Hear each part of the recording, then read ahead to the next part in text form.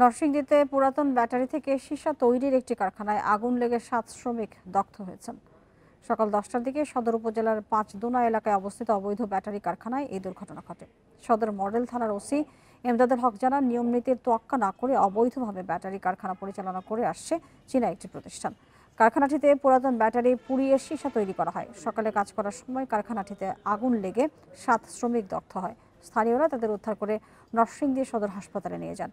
এদের মধ্যে 3 জনের অবস্থা আশঙ্কাজনক হওয়ায় তাদের রাজধানীর বার্ন ইনস্টিটিউটে পাঠানো হয়। অবৈধ এই কারখানার বিরুদ্ধে ব্যবস্থা নেওয়া হবে বলেও জানায় পুলিশ।